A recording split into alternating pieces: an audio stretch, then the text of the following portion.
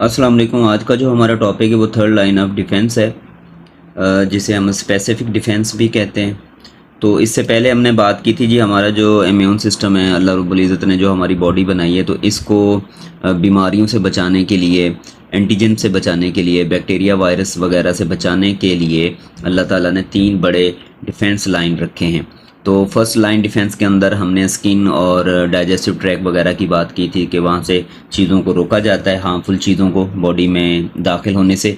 उसके बाद अगर वो सिस्टम फेल हो जाता है फर्स्ट लाइन, तो फिर सेकंड लाइन अल्लाह ने दे रखा था, जिसमें सेल की बात हमने की थी, माइक्रोफेजेस की बात की थी, टेम्परेचर रिस्पॉन्स वगैरह की बात की थी।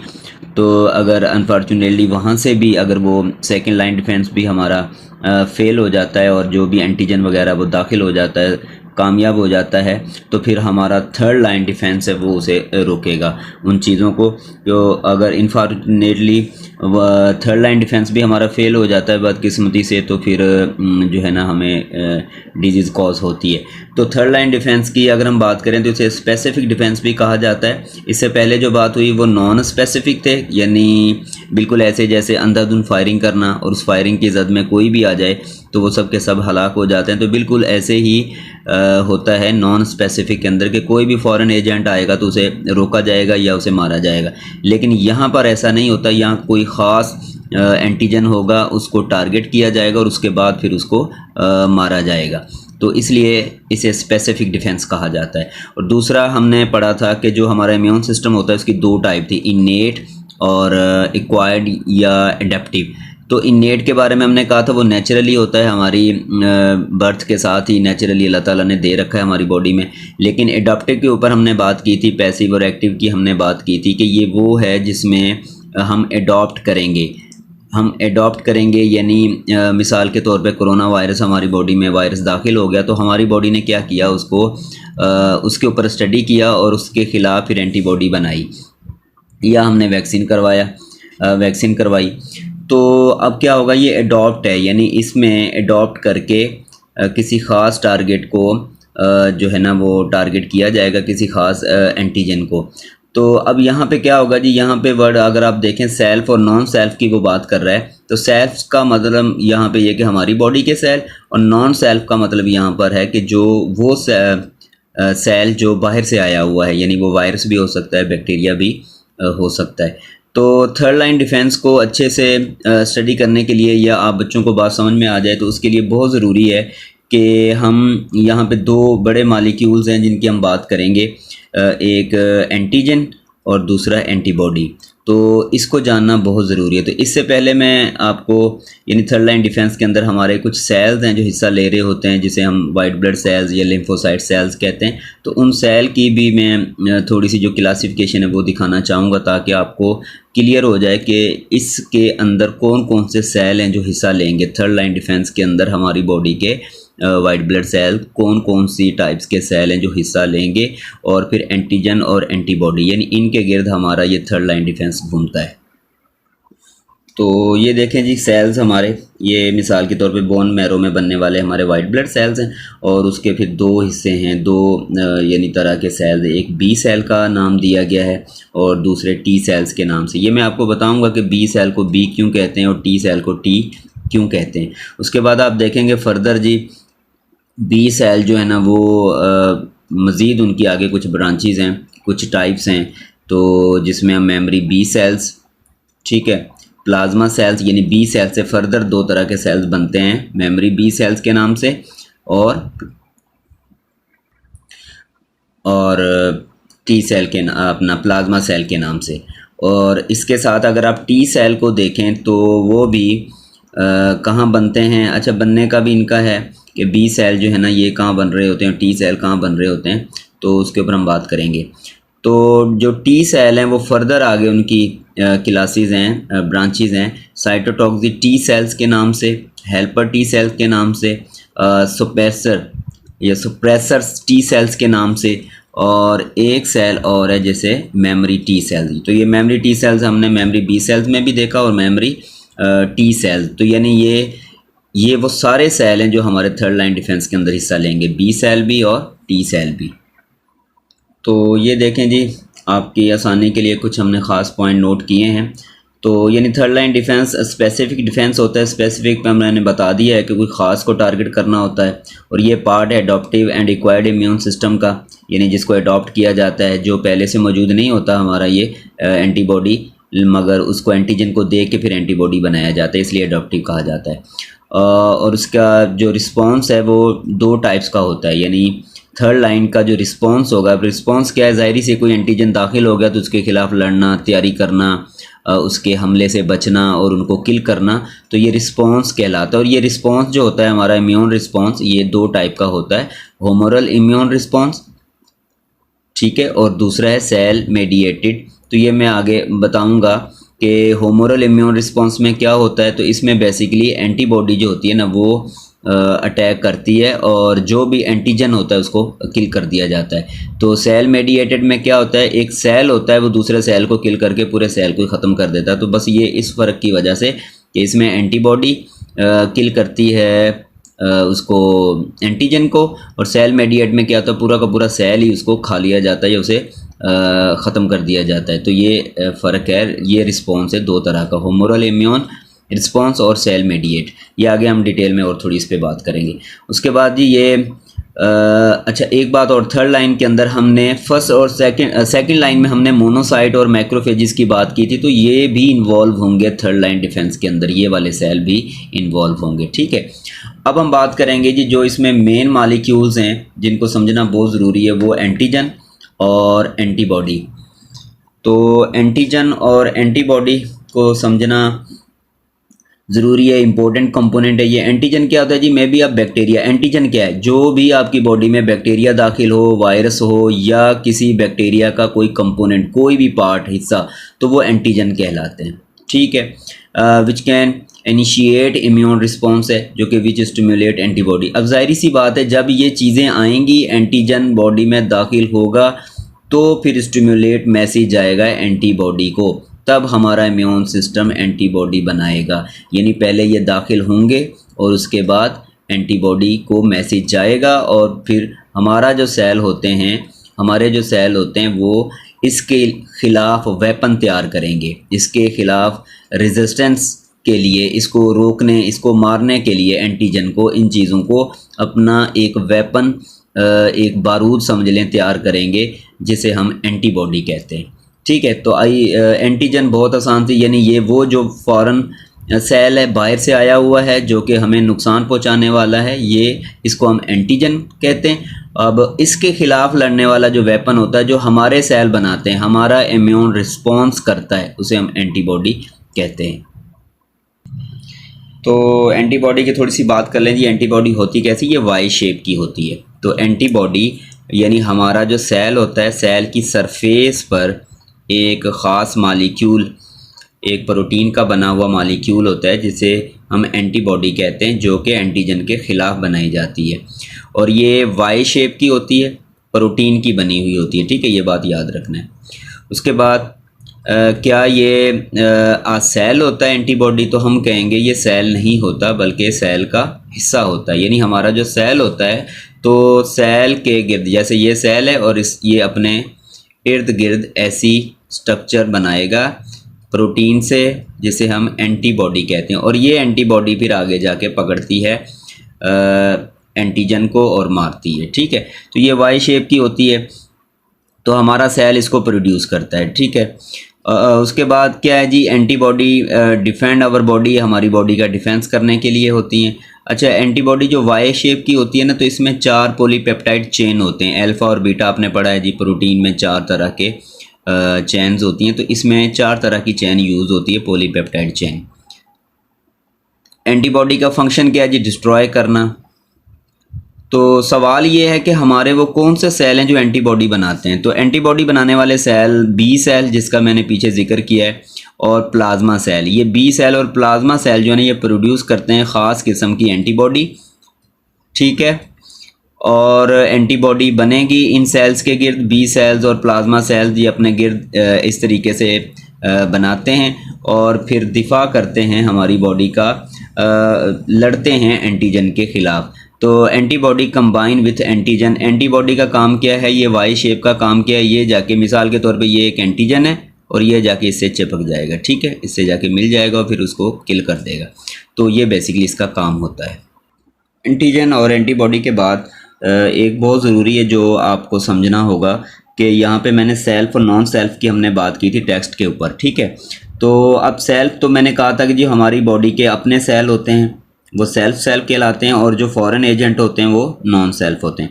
तो सेल्फ सेल जो हमारी बॉडी के होते हैं तो उनके बारे में हम बात करेंगे कि हमारी जो बॉडी के सेल होते हैं इनके सरफेस पर, ठीक है, कुछ प्रोटीन जो है ना वो बना लेते हैं, यानी प्रोटीन की स्ट्रक्चर बना लेते हैं प्रोटीन मालिक्यूल्स है।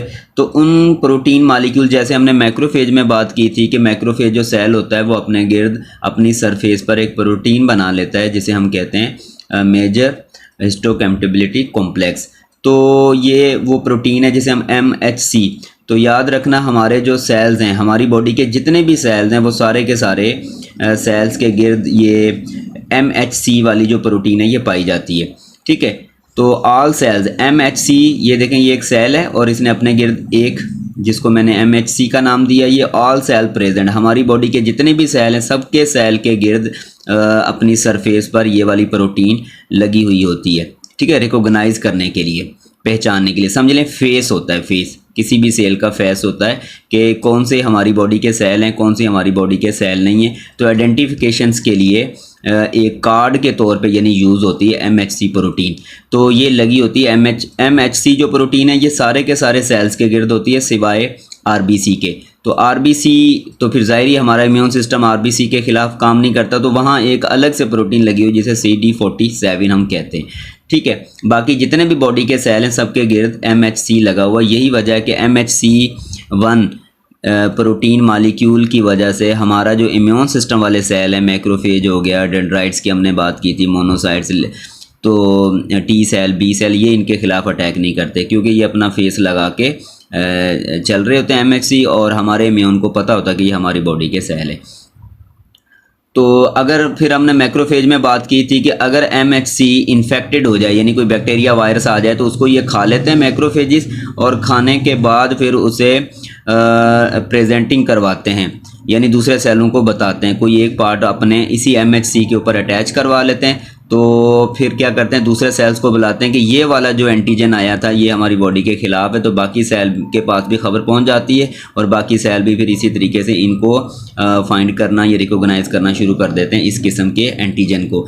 तो होता क्या है, अगर MC1 के ऊपर एक बात जो याद रखने वाली है वो कि MC1 के साथ अगर आपको किसी किस्म का एंटीजन दिखाई दे तो फिर इस पूरे सेल को अटैक करके हमारा इम्यून सिस्टम ख़त्म कर देता है, डिस्ट्रॉय होल सेल हो जाता है।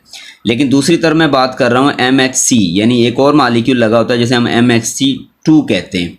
तो ये किन सेल्स पर होता है, ये सारे सेल पे नहीं होता है। MHC सारे सेल्स पे होता है, मगर ये ख़ास सेल्स होते हैं macrophage, dendrites, B and T cells, उनके सरफेस के साथ लगा हुआ मालिक्यूल है, प्रोटीन है जिसे हम MHC2 कहते हैं। अच्छा, MHC जो है ये प्रेजेंट करता है ओनली इम्यून सिस्टम सेल, क्योंकि ये वाला सेल इम्यून सिस्टम का हिस्सा है तो इसलिए वहीं पे प्रेजेंट होती है। अब अगर यहाँ पे आप देखें तो यहाँ पे देखें जी, ये हमारा एक सेल है हमारी बॉडी का, और इसके ये जो मैंने बनाया हुआ ये MHC1 है।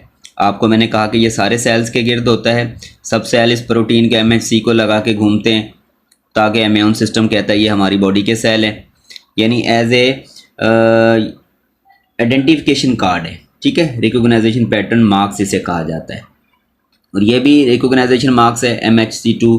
तो इसमें क्या होता है कि अगर कोई ये सेल अपने MHC के साथ किसी एंटीजन को लगा ले, ठीक है, एजेंट, तो यहाँ पे जब लगा था तो पूरे सेल को डिस्ट्रॉय कर दिया गया था। लेकिन MHC2 के ऊपर अगर कोई प्रेजेंटिंग एजेंट लगा हुआ हो, अटैच हो, तो फिर क्या किया जाता है, पूरे सेल को अटैक नहीं किया जाता, मारा नहीं जाता, डिस्ट्रॉय नहीं किया जाता, बल्कि सिर्फ एजेंट जो है ना उसे रिकॉग्नाइज किया जाता है, उस एजेंट को देखा जाता है, हमारे इम्यून के बाकी सिस्टम देखते हैं, पहचानते हैं, फिर उसको हमारी बॉडी से ढूंढते हैं, और ढूंढने के बाद फिर उसी एजेंट को मारा जाता है, ना कि हमारे पूरे सेल को।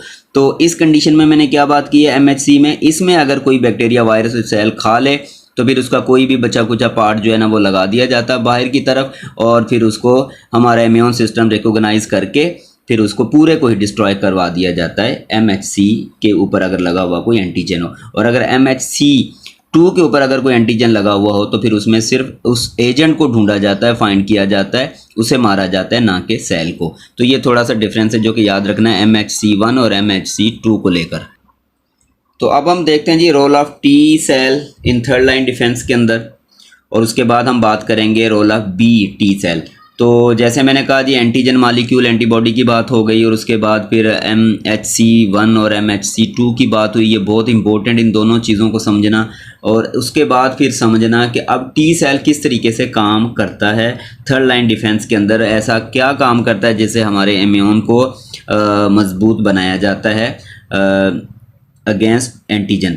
तो टी सेल्स की अगर हम बात करें तो अच्छा, इसी टी सेल के रोल को हम सेल मेडिएटेड भी कहते हैं, मैंने शुरू में बात की थी। इसमें क्या होगा, टी सेल सेल पर अटैक करेगा, जो भी इन्फेक्टेड सेल होगा हमारी बॉडी का, चाहे वो सेल हो, उस पर वो अटैक करेगा और उसे मार देगा। इसी वजह से सेल मेडिएटेड इम्यूनिटी कहा जाता है। ठीक है, अब होता क्या, मैक्रोफेज मैंने कहा था कि इसमें इन्वॉल्व होते हैं। मैक्रोफेज वो सेल जो दूसरे बैक्टीरिया को खा लेते हैं। ठीक है, तो अब एंटीजन को खा लिया, फिर हमने ये पढ़ा था कि वो एंटीजन को शो करवाया जाएगा, फिर ये सेल हो जाता है। जब ये बैक्टीरिया खा ले और प्रोटीन के साथ उसके किसी पार्ट को शो कर ले तो फिर ये बन जाता है APC, मतलब एंटीजन प्रेजेंटिंग सेल। अच्छा, फिर ये MHC, इसको आप 1 कह सकते हैं। ठीक है, जो हमने पीछे बात की है, ये इसी सेल की प्रोटीन होती है और उसके साथ इस एंटीजन का कोई पार्ट लगा दिया जाता है। अच्छा, फिर क्या जी, ये सेल आगे बढ़ता है जो कि APC सेल हो चुका है।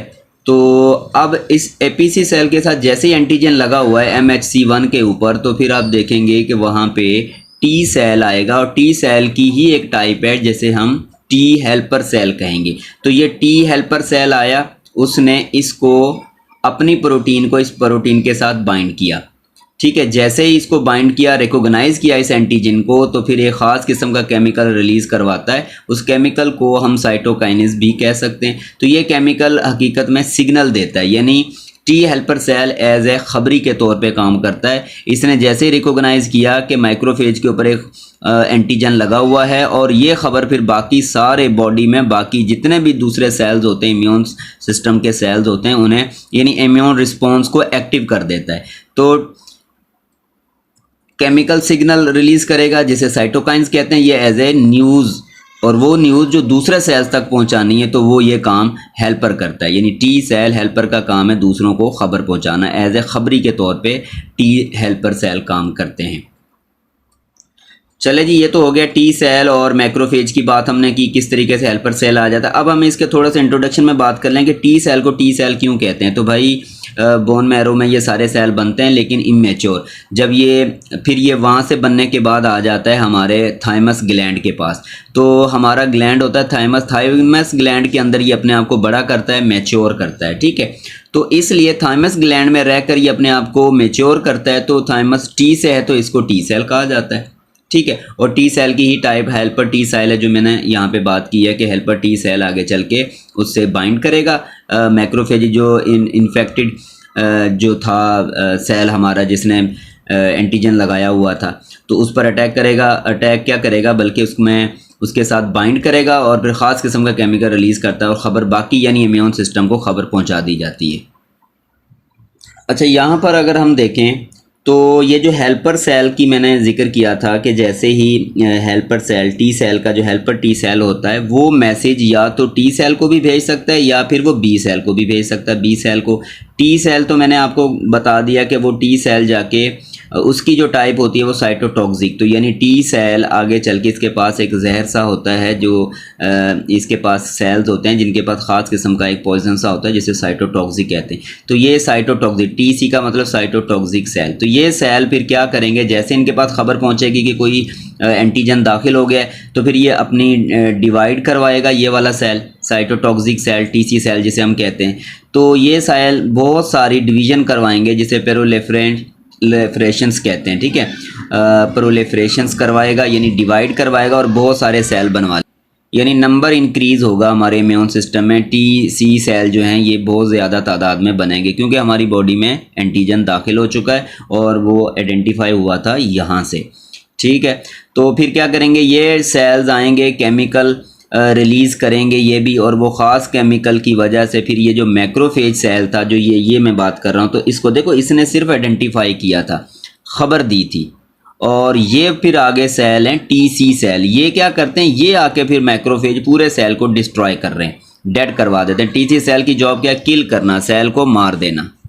अब कहानी आप बच्चों को समझ में आ रही होगी कि हेल्पर सेल ने आके हेल्प की थी, बाकी सेल्स को न्यूज़ दी थी, और फिर मारने वाला काम किसने किया है, वो आके फिर साइटोटॉक्सिक सेल है, टी सेल की जो टाइप है, उन्होंने आके इनको मारा। ठीक है, अब हम बी सेल की बात करें तो बी सेल भाई WBC हैं, टी सेल भी WBC होते हैं, लिम्फोसाइट कहते हैं, लिम्फोसाइट इनको भी कहा जाता है। ठीक है, अब अगर helper cell message B cell को देता है तो बी सेल की अगर डिस्कवरी के बाद में हम बात करें कि अब बी सेल का बी सेल क्यों कहा जाता है, इंट्रोडक्शन की बात करें तो एक बर्ड है, उसका इंटेस्टाइन स्ट्रक्चर के अंदर ख़ास किस्म का एक पार्ट है जिसे हम बुरसा कहते हैं। इंटेस्टाइन के अंदर यानी एक परिंदे के इंटेस्टाइन में एक ख़ास किस्म का स्ट्रक्चर बुरसा, तो बुरसा से इसको डिस्कवर किया गया था, तो इसलिए बी फॉर बुरसा और बी से इस सेल का नाम बी सेल रख दिया गया।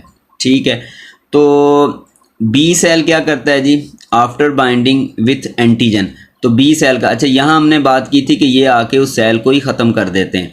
ठीक है, और यहाँ फिर मैंने कहा था कि जब सेल को ख़त्म कर देते हैं तो उसके लिए टर्म इस्तेमाल होती है सेल मेडिएटेड इम्यूनिटी, और मैंने पीछे बात की थी कि ये दो तरीके का रिस्पॉन्स आता है, एक होमोरल इम्यूनिटी, एक सेल मेडिएटेड इम्यूनिटी। तो यहाँ पे सेल को ख़त्म कर दिया गया था जिसे हम सेल मेडिएटेड कहेंगे, और ये होमोरल है, तो इसमें मैंने कहा था कि सेल को ख़त्म नहीं किया जाता बल्कि जो एंटीजन है उसके साथ बाइंड करवाया जाता है एंटीबॉडी। तो बी सेल का काम है एंटीबॉडी बनवाना यहाँ पे। ठीक है, तो एंटीबॉडी जो है ना वो बाइंड करवा दी जाती है एंटीजन के साथ, और फिर एंटीजन को ख़त्म कर दिया जाता है बैक्टीरिया या वायरस को। तो अब बी सेल के पास जब मैसेज आता है तो बी सेल भी अपनी डिवीज़न करवाता है। देखें इसने भी प्रोलिफरेशंस करवाई थी, तो ये भी अपनी प्रोलिफरेशंस यानी डिवाइड करवाएगा, प्रोलिफरेशंस करवाएगा, अपनी डिवीज़न करवाएगा, तो ये बी सेल भी बहुत सारे सेल बनवाएगा। तो बी की अगर हम बात करें तो बी सेल फर्दर दो हिस्सों में डिवाइड हो जाता है, प्लाज्मा सेल और मेमोरी बी सेल्स के नाम से। ठीक है, तो प्लाज्मा सेल क्या करवाता है जी, प्रोड्यूस एंटीबॉडी बनवाता है, और वो एंटीबॉडी एक मॉलिक्यूल है जो कि रेजिस्टेंस कायम करता है एंटीजन के ख़िलाफ़। अच्छा, कितने प्लाज्मा सेल को जब पता चल जाता है, यानी जब ख़बर आ जाती है हेल्पर सेल की तरफ से कि कोई एंटीजन बॉडी के अंदर दाखिल हो चुका है, तो ये फिर एक घंटे के अंदर कुछ 10 मिलियंस के पास ये अपने सेल बनवाएगा, प्लाज्मा सेल डिवीज़न करवाएगा। ठीक है, और उसके बाद दूसरे जो टाइप के सेल बी सेल बनवाएगा वो मेमोरी बी सेल बनाएगा, तो ये क्या करवाता है, can protect against future attack. अच्छा, इसका काम है, मेमोरी का काम यह है कि ये तस्वीर खींच के उस एंटीजन की अपने पास रख लेता है, और इन फ्यूचर 1 माह बाद 1 साल बाद जब भी वो एंटीजन दोबारा दाखिल होगा तो फ़ौरन हमारा इम्यून उसको रिस्पॉन्स करेगा। तो जैसे कोरोना की बात हुई, कोरोना जैसे ही दाखिल हुआ तो मेमोरी बी सेल के पास ऐसे ही कोई उसकी तस्वीर नहीं थी, जिसकी वजह से उसको रोकना शुरू में मुश्किल हो रहा था, टाइम लग रहा था, क्योंकि हमारे एडॉप्टिव इम्यून सिस्टम उसको स्टडी कर रहे थे, उसको देख रहे थे, वो उसकी जो एक्सपोज हो रहा था उसको देखकर फिर उसके खिलाफ वो एंटीबॉडी बना रहे थे। तो इस तरीके से हमारे जो मेमोरी बी सेल हैं ये उस जो भी फॉरेन एजेंट आता है उसकी तस्वीर खींच के अपने पास रख लेते हैं, और फ्यूचर अटैक फिर उसके खिलाफ किया जाता है। तो याद रखना इसमें सारे स्पेसिफिक बात हो रही, जो भी तस्वीर एंटीजन दाखिल हुआ है उसी की, यानी कोरोना है तो कोरोना की ही तस्वीर खींच के रखेगा, और कोरोना वैसा आएगा, सेम एंटीजन आएगा तो अटैक होगा। अगर कोई वो अपनी शेप बदल के आ गया, कोई दूसरा आ गया, तो उसके खिलाफ दोबारा से फिर वो इसी स्टेप से दोबारा हमारा इम्यून सिस्टम इसी तरीके से दोबारा वो एंटीबॉडी बना सकता है। यानी हर नए आने वाले एंटीजन के खिलाफ नई एंटीबॉडी बनाने का काम किया जाता है एडॉप्टिव इम्यून सिस्टम के अंदर। तो ये मसलन सेल है हमारा, तो ये सेल क्या करेगा जी, एंटीबॉडी, ये वाई देखें आपको जो नज़र आ रहा है ये एंटीबॉडी है जिस पे हमने पीछे बात की है।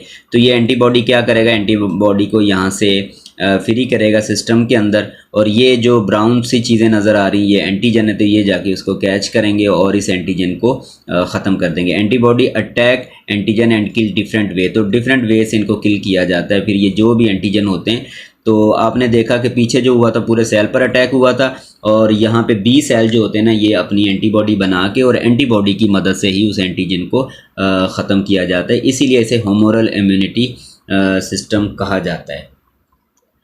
तो अब पीछे जो शुरू में मैंने आपको सेल्स और उसकी फंक्शन ब्रांचेस के बारे में, ये सेल की जो फर्दर सब यूनिट्स से उनके बारे में बताया था, उसकी टाइप्स के बारे में। तो ये वो साइटोटॉक्सिन सेल है जो कि डिस्ट्रॉय करता है कैंसर या वायरस के सेल्स को। टी हेल्पर सेल की बात हमने की थी जो कि एक्टिवेट करते थे, कि इसने खबर दी थी बी सेल को, टी सेल को, फिर बी जो है ना वो उसके खिलाफ तैयारी करता है लड़ने के लिए, और टी सेल अपने हिसाब से तैयारी करता है जो भी उसने एंटीबॉडी बनानी होती है। और सप्रेसर सेल्स का काम क्या, अच्छा ये सारा काम हो गया जी, वो एंटीजन ख़त्म हो गया, बॉडी में अब कोई बैक्टीरिया वायरस वगैरह नहीं है, तो फिर जाहिर सी बात है जो इतने सारे सेल बने हैं, सेल डिवीज़न हुई है, तो ये होती चली जाएगी, तो डिसऑर्डर है, इसमें इशू आना शुरू हो जाएगा। तो फिर हमारे ये सेल जो इम्यून सिस्टम के सेल्स हैं, सप्रेसर सेल, ये शट डाउन करते हैं, ये खबर देते हैं कि भाई ये बस कर दो, जो आया था वो किल हो चुका, वो ख़त्म हो गया, जो भी एंटीजन था, तो अब अपनी डिवीज़न करना बंद करवा दें, यानी टी